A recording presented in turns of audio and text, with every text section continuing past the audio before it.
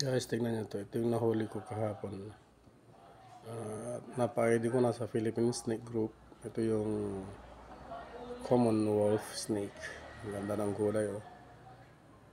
Oh, diba? Pero ginawan ko siya ng butas para makahinga. And then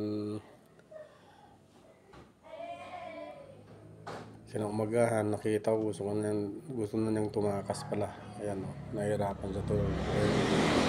Mataba yung kanyang katawan doon, naiiwan, oh.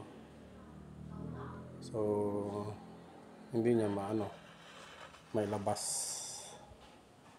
So problema natin kung paano i-rescue ito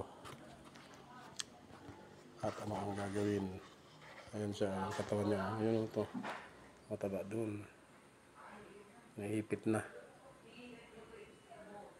Kalahin mo yan, gagawa talaga ng paraan.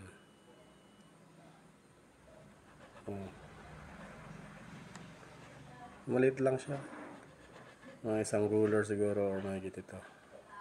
Ayan.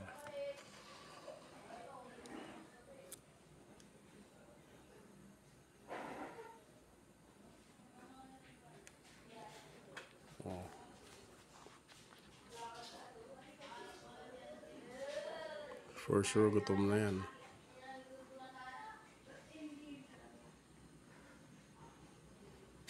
Kailangan na maghanap ng pagkain niya, mga lizard, mga frogs.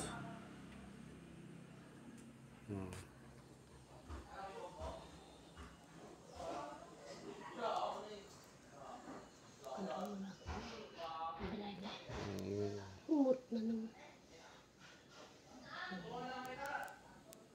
Di pa kayo sa talo.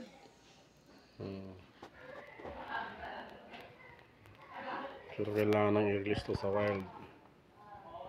Hanap ng pagkain niya.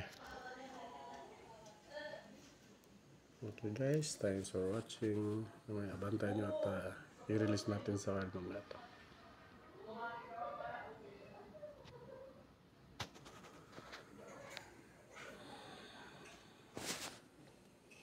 Yung nalagyan niya dati, ayun, oh. Mahaba na rin. Naipit eh.